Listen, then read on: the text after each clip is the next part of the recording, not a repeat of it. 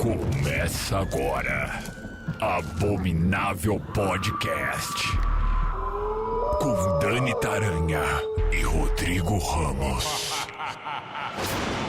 Oi, gente, este é o Abominável Podcast com Dani Taranha e Rodrigo Ramos. Olá, Rodrigo. Olá, estamos aqui para dar um tapa na cara do seu tédio. Tapa na cara desse Oscar, deste evento que não valoriza como deveria os filmes de terror. Até hoje não me conformo que nossa querida Toni Collette não recebeu nenhuma indicação por Hereditário. Nenhum cartão mandaram pra ela. Não recebeu nem um buquê de flores. Isso eu não engoli até hoje, da mesma forma que não engoli o Oscar que deram para Gwyneth Paltrow e não para a Fernanda Montenegro. A última vez que o Brasil teve um Oscar foi o Oscarito.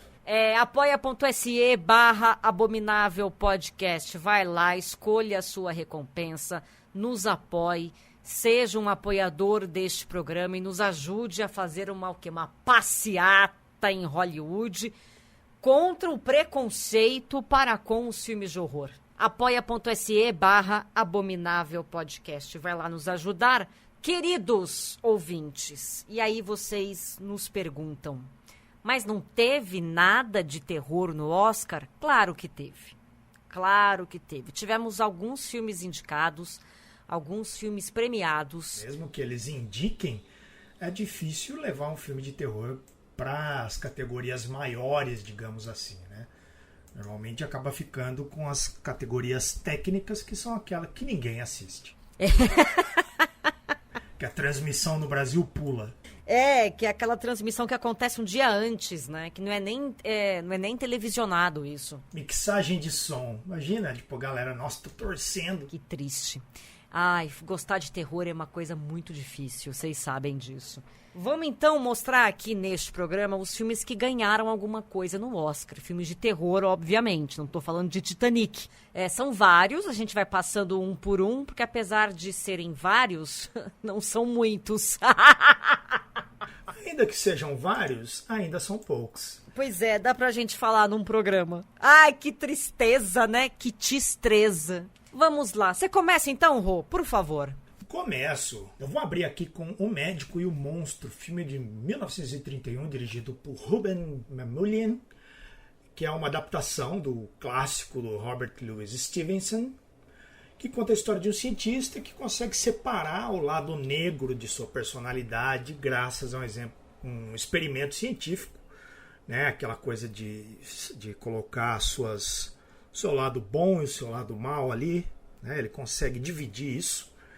E aí esse foi o primeiro filme de terror a levar um Oscar, né? O primeiro de muitos? Não, o primeiro de poucos. Ele foi indicado para os prêmios de melhor fotografia, melhor roteiro adaptado, melhor ator, e o Frederick Mark levou a estatueta, né, por sua brilhante atuação como Dr. Jekyll e sua contraparte, o Sr. Hyde.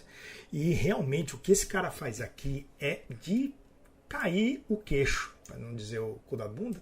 Ele consegue mudar o personagem, né? Lógico que tem uma maquiagenzinha ali, mas a postura, a expressão facial, os trejeitos, ele consegue dividir isso assim com uma técnica impressionante, e isso tudo na época que não tinha efeitos digitais, né? É só ali o jogo de câmera e o talento do ator. Então ele levou um merecidíssimo Oscar de melhor ator.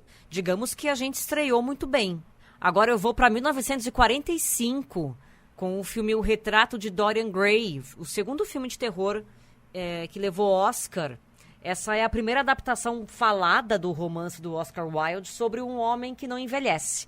Foi indicado ao Oscar de melhor design de produção, que naquela época se chamava melhor direção de arte e decoração de interiores. Decoração de interiores é tipo Irmãos à Obra, né? E de fato o design de interiores aqui é bem legal. Você vê como eles reproduziram a época ali e os cenários e tal. É muito bonito esse filme. Bom, foi indicado ao Oscar de melhor design de produção, melhor atriz coadjuvante e melhor fotografia. E levou o quê? Melhor fotografia. Porque é um filme belíssimo em preto e branco. 14 anos depois do primeiro, né?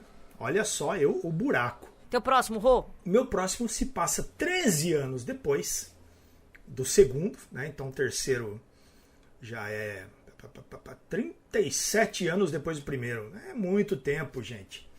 Que é o nosso queridíssimo Bebê de Rosemary, do Roman Polanski, não tão queridíssimo assim, que conta a história de uma jovem que ela é selecionada, né, por uma seita para dar à luz a filho do capeta. Né? E aí a gente sabe toda a história. É um filme maravilhoso, mas que foi indicado apenas a 2 Oscars. O Polanski concorreu na categoria de roteiro adaptado e a Ruth Gordon acabou levando o único Oscar do filme na categoria de melhor atriz coadjuvante, como a vizinha sinistra ali, a Minnie Castevet, né? Que é a vizinha ali que fica toda hora querendo, parece que está querendo agradar, ajudando e tal, mas que tem mais coisas envolvidas ali. Esse é um filmaço, merecia mais, eu acho. O roteiro aqui merecia, né? Eu não sei quem ganhou dele na época, mas o roteiro desse filme é muito bom. Eu sei que tá pra rolar, não sei quando que vai sair, o filme que seria o prequel do Bebê de Rosemary, que se chama Apartamento 7A, com a nossa querida Julia Garner. Não sei em que pé está. A última vez que eu vi notícias sobre isso era exatamente isso, de que teremos um prequel, mas não tem nada confirmado. Se já tá gravado, se não tá, enfim. A Julia Garner já ganhou vários Emmys pelo trabalho dela em Ozark. Ela é maravilhosa. Ela ia fazer a cinebiografia da Madonna. Ela também foi indicada por Inventando Anna. Não sei se ela ganhou por Inventando Anna, não tô lembrada. Mas eu sei que de Ozark ela ganhou. Baita atriz. Tomara que isso daí não seja só um boato, que isso se concretize. A gente tem esse filme com ela. Obviamente que vamos falar do Exorcista. Lá, 1973, saiu esse filme do William Friedkin e foi indicado em 10 categorias. Não é à toa que ele é um clássico, né? Ele acho que o primeiro e último filme de terror a ser indicado a tantas categorias assim. Melhor filme, melhor diretor, melhor atriz, melhor ator coadjuvante, melhor fotografia, melhor design de produção, melhor edição, mixagem de som, roteiro adaptado. Ufa! Só que, apesar das 10 indicações, o Exorcista só levou para casa os prêmios de melhor roteiro adaptado, que foi para o William Peter Blatty. Que adaptou o seu próprio livro, né? Exatamente. Ele que escreveu o livro, ele fez a adaptação para o filme e o William Friedkin é que dirigiu. É muito William envolvido no Exorcista. Bom, levou melhor roteiro adaptado e melhor mixagem de som. E aí teve aquela polêmica na mixagem de som. Porque a voz não é de Linda Blair quando vira Pazuzu. A voz é de uma outra atriz que aí não foi creditada na época. Aí deu uma baita de uma treta que ela foi depois reivindicar e com razão. Afinal de contas, a bicha trabalhou para fazer aquele vozeirão de Pazuzu possuído a menina. E tivemos depois, então, um reconhecimento muito bem dado a esta pessoa. Mas pensa numa mixagem de voz que deu trabalho. Não é à toa que levou o Oscar.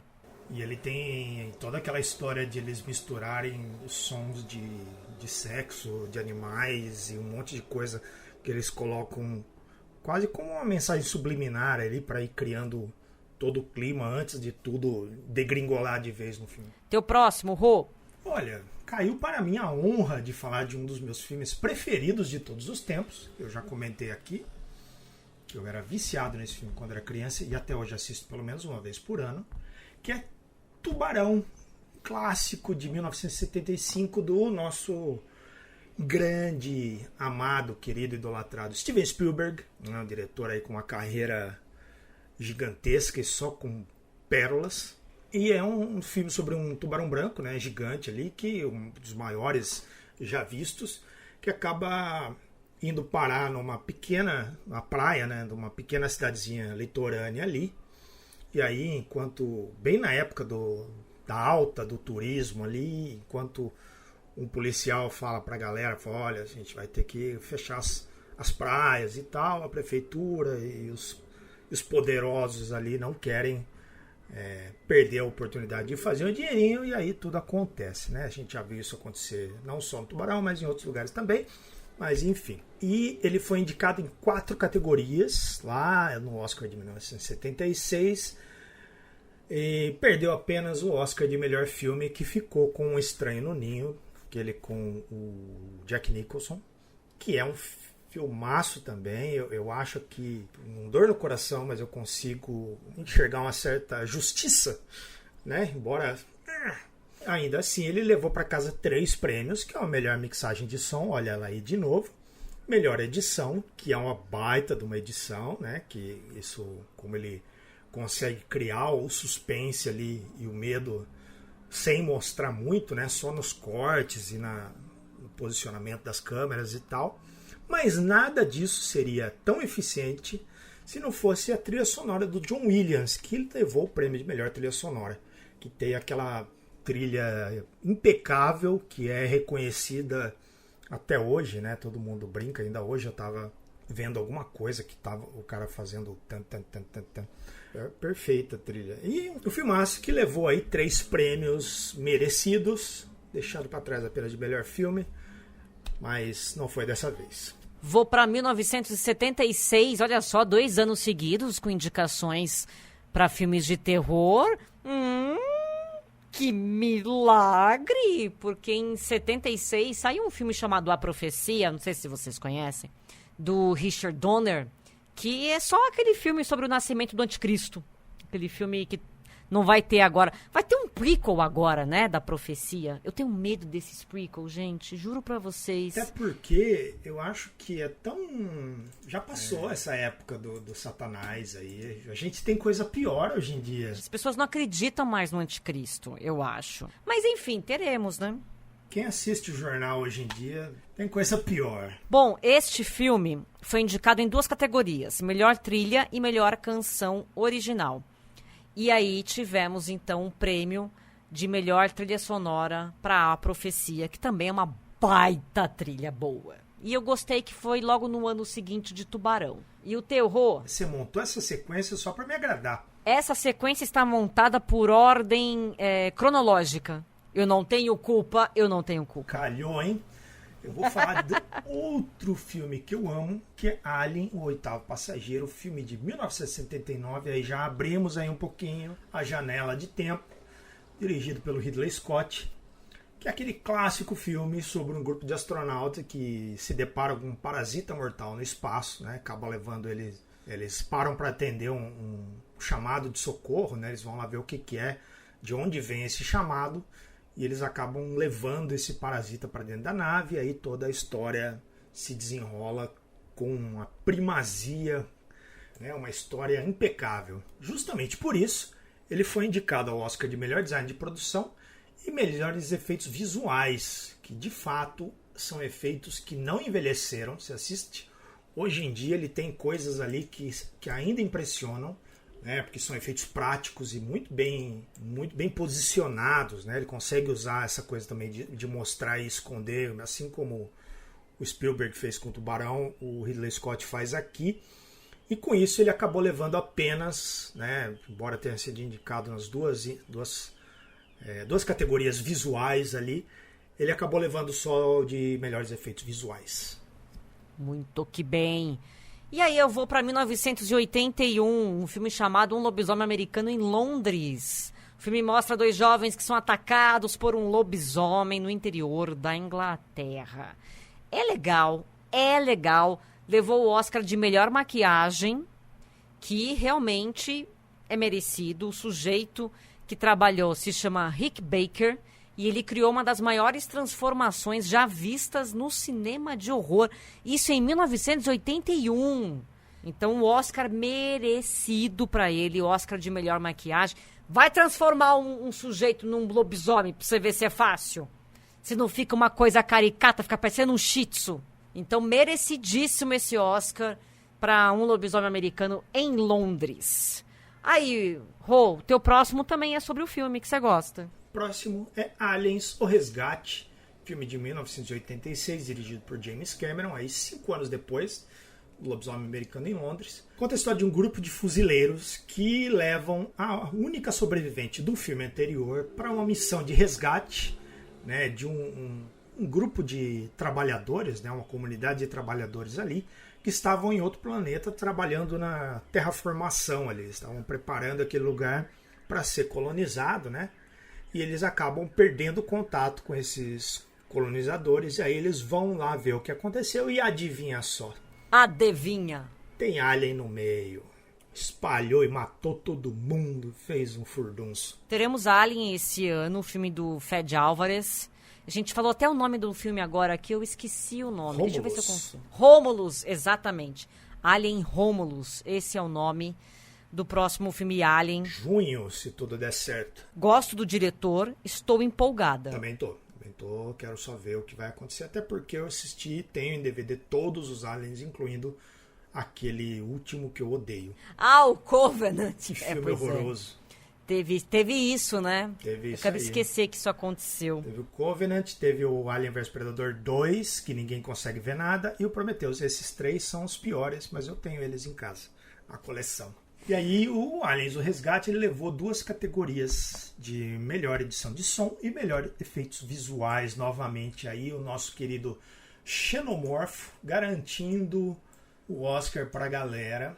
Aqui também eles fizeram um baita de um trabalho colocando aquela Alien Rainha, aquela briga entre a Alien Rainha com a Ripley, com a empilhadeira. Tem o Android Bishop, tem um monte de coisa nova e um monte de coisa boa aqui que o James Cameron trouxe para a franquia e rendeu 2 Oscars. Vou para 1986, filme dele, David Cronenberg, A Mosca.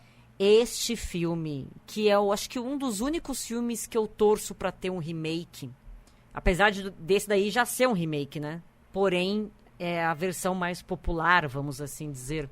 Porque eu acho que com os efeitos especiais de hoje, a gente ia ter um moscão. A Mosca, que é aquela história do cientista que sem querer tem o seu DNA misturado com o de uma mosca durante um teste da máquina de teletransporte.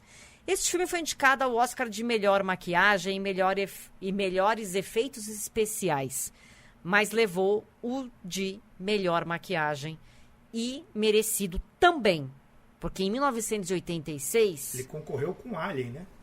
Concorreu com Alien.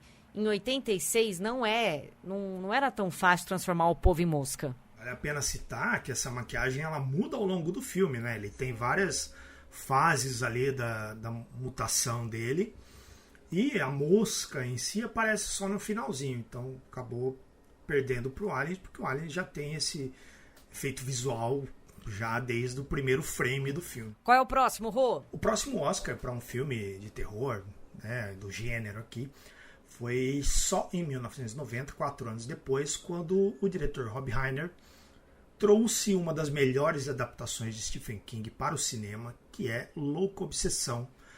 Aquele filmaço que conta a história de um autor famoso, né, um escritor ali, um célebre escritor, famoso por uma franquia de livros, ali, uma série de livros, que sofre um acidente de carro na neve e é resgatado por sua maior fã.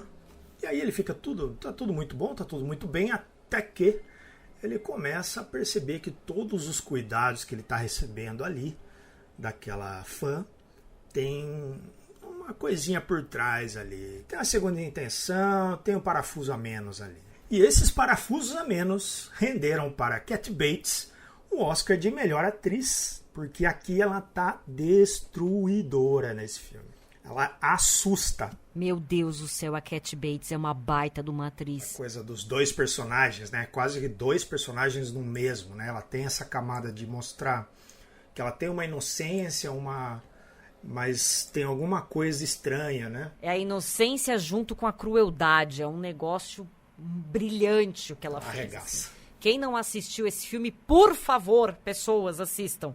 Louca Obsessão. Falando em atuações espetaculares, vou lá para 1991, porque o próximo filme de terror que ganhou o Oscar foi o Silêncio dos Inocentes, dirigido pelo Jonathan Demme. Foi indicado em 7 categorias, incluindo melhor filme, melhor ator para Anthony Hopkins, melhor atriz para Jodie Foster, melhor diretor, melhor roteiro adaptado, melhor mixagem de som e melhor edição. Dessas 7 categorias, O Silêncio dos Inocentes levou 5 pra casa. Melhor filme, melhor ator, melhor atriz, melhor diretor e melhor roteiro. Este filme é impecável. Você vai ver ali uma atuação assim de tirar o chapéu do Anthony Hopkins e da Jodie Foster. Que dupla! Senhoras e senhores, é um dos meus filmes favoritos. Tem gente que vai falar, ai, mas O Silêncio dos Inocentes não é terror. Eles trabalham o medo da morte ali, né? A urgência da ação do FBI através da Jodie Foster. Aquela cena da dança do Buffalo Bill é maravilhosa. Tem uma música que eu gosto muito, Goodbye Horses, que toca lá na cena que ele está dançando. Ele é um filme de terror porque ele trabalha esse medo do que você não está vendo. Ele não é um filme de horror, porque ele não te choca com as cenas do assassinato. Ele vai trabalhando só essa expectativa do que está para acontecer, do medo crescente, assim. E só o fato de você ter um cara que é um canibal no filme, eu acho que já é o suficiente para dizer que é um filme de terror, não é mesmo? Não deveria ser nem questionado isso daqui. Qual é o próximo, Rô? O próximo é o Drácula, de Bram Stoker, ano depois, né, 1992, dirigido pelo Francis Ford Coppola, que é um filme, um verdadeiro desbunde de filme, com visual, atuação, trilha sonora, tudo aqui é impecável e fez com que ele fosse indicado às categorias de melhor design de produção, melhor maquiagem, melhores efeitos visuais, melhor figurino, e ele perdeu apenas o Oscar de melhor design de produção, que ficou com o Retorno a Howard's End. Mas, como eu comentei, tudo que envolve o visual, tudo que envolve a produção visual desse filme, ele acabou levando, menos aí porque acho que ele trabalha muito com escuro, então o outro filme, por ser um pouco mais claro, tem uma reprodução de época mais visível, mais destacada, enquanto esse ele fica mais na noite, ali nas sombras, ele acabou perdendo, porque senão ele poderia ter levado. Aquelas criaturas, o clima que eles criam ali só com luz e sombra, os trajes, são lindos, memoráveis, tem vários trajes memoráveis, aquele da capa vermelha do Drácula, maquiagem também. Quando ele está em Londres, lá já de cartola, óculos escuro, é uma belezinha de filme, e não à toa, levou aí os prêmios que merecia. Faltou ali um para os atores, porque eu gosto bastante do Gary Oldman nesse filme, os outros nem tanto, mas o Gary Oldman podia ter sido indicado. Agora eu vou falar de um filme do Tim Burton, de 1999, chamado A Lenda do Cavaleiro Sem Cabeça.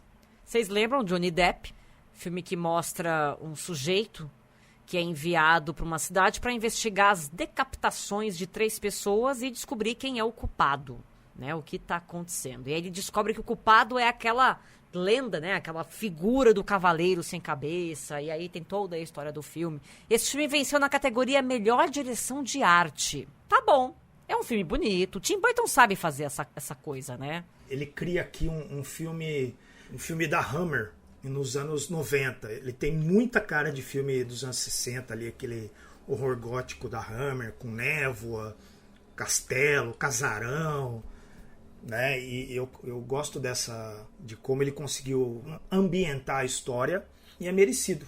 Vale lembrar que o Cavaleiro Sem Cabeça é vindo pelo nosso querido Christopher Walken, que aqui estava assustador também. Próximo, Rô. Aí, dobradinha do Tim Burton. 8 anos depois, olha só, voltamos a ignorar os filmes de terror durante muito tempo. Aí em 2007, um filme do Tim Burton que concorreu ao Oscar foi Sweeney Todd, o barbeiro demoníaco da Rua Fleet, outra adaptação da literatura para o cinema, que é um musical de gosto duvidoso, tá? Não é o melhor musical que eu já vi, olha que eu gosto, sobre um barbeiro vingativo que transforma as vítimas em torta, com o auxílio de sua cúmplice. Ele é baseado numa história real, tá? É uma história que foi publicada lá nos anos vitorianos, ali nos Penny Dreadfuls. Vendo só, não é o povo lá que faz coxinha de carne humana. Não, teve na gringa também. Lá na época, onde ninguém imaginava, faziam tortas com pessoas que ele matava por causa de uma treta ali, ele acabou voltando para se vingar e tal. Não vou contar, mas para vocês não dar spoiler. Já teve outras adaptações dessa história, mas eu acho que apesar das músicas ruins, Johnny Depp cantando mal, esse filme é bacana. Apesar da desgraça que é ouvir o Johnny Depp cantando... Esse filme é bacana. É um bom filme. É isso que você tá querendo dizer? É isso. E ele concorreu em 3 categorias, que foi, aí, pasmem, melhor ator para Johnny Depp, melhor figurino para Colin Atwood, mas ele levou apenas a estatueta para melhor direção de arte, que foi o Dante Ferretti e Francesca Lo Schiavo, e aqui também a ambientação, a recriação da época ali, da história, é realmente muito boa. O Tim Burton aqui, ele estava dando sinais de cansaço já. Eu acho que é um dos últimos grandes filmes dele.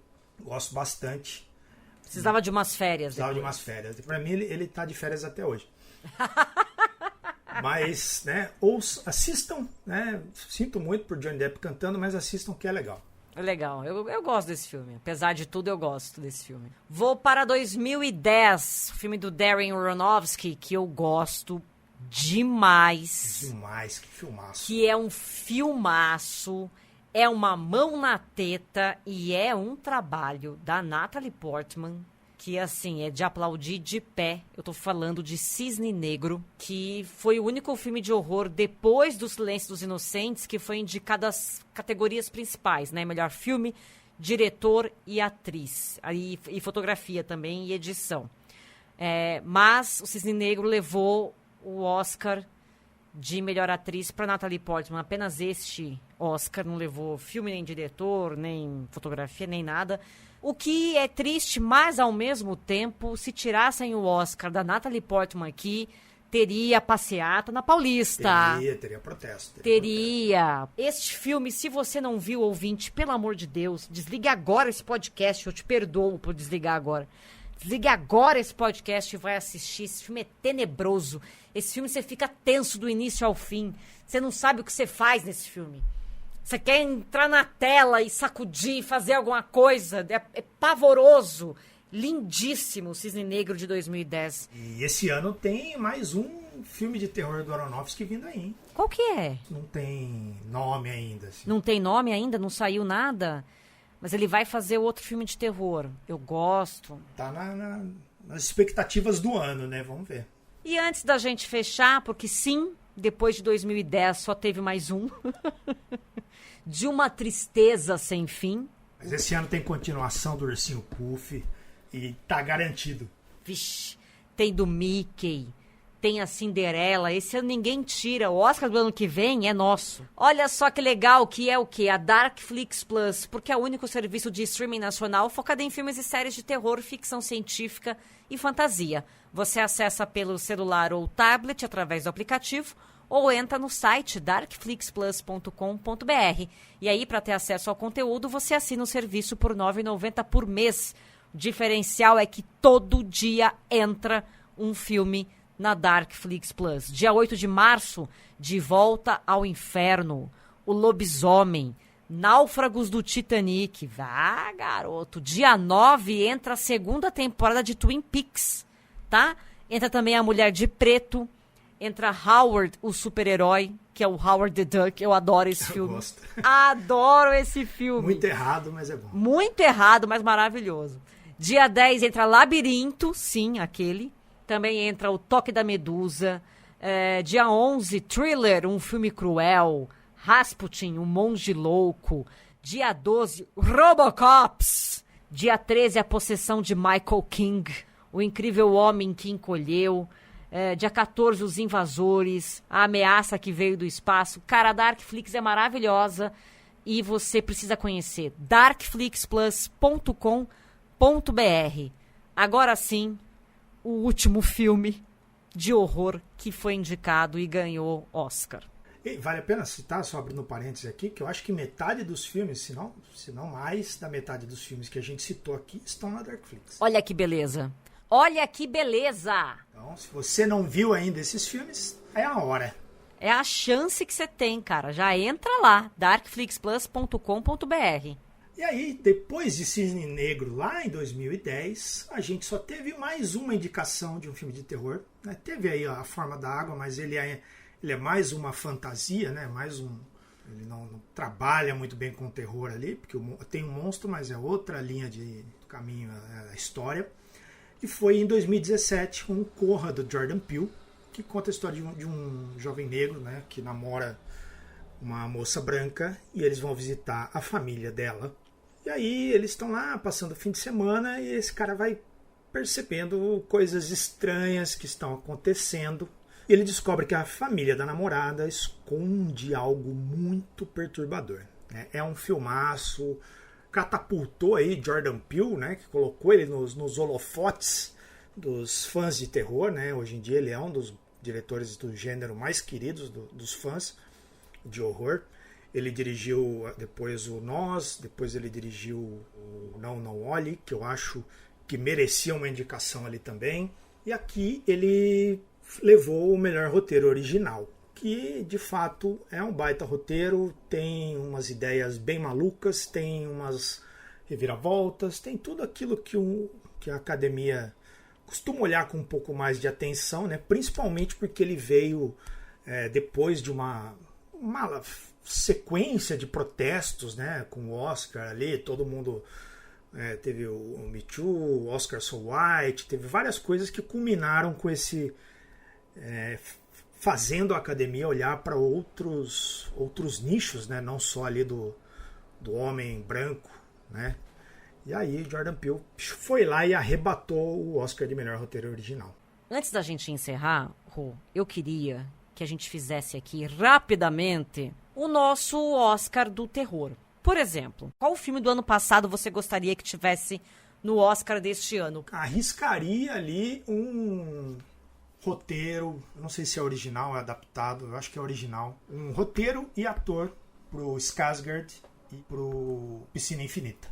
Se a gente fosse voltar para 2022, melhor filme Speak No Evil, melhor filme estrangeiro iria para Speak No Evil e melhor atriz para Mia Goth em Pearl. Colocaria talvez Não Olhe como filme, porque a academia gosta de filmes sobre cinema e eu acho que as pessoas não entenderam que o Não Olhe é uma grande metáfora para o cinema como espetáculo. 2023 é isso mesmo, não dá para ser muito mais generoso. Talvez ali o Exorcista. O Exorcista levaria todos o Framboesa de Ouro, gente. O Framboesa de Ouro. Tem Framboesa de Ouro esse ano também. Ele rola sempre, né? Vale a pena lembrar que rola sempre um dia antes. A gente comenta os ganhadores do Framboesa de Ouro no programa que vem. Que, aliás, vamos falar sobre o programa que vem. É verdade, nosso programa de número 100.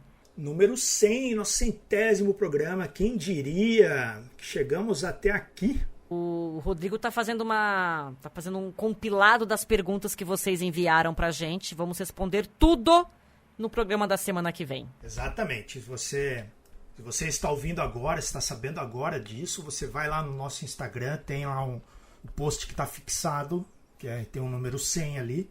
Vai lá, deixa a sua perguntinha ali ou mande ela por e-mail para abominavelpodcast@gmail.com, que a gente vai respondê-las no programa especial de número 100 na semana que vem.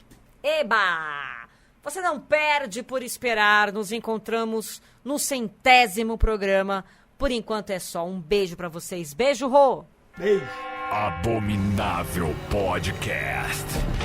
Siga-nos no Instagram. @abominávelpodcast.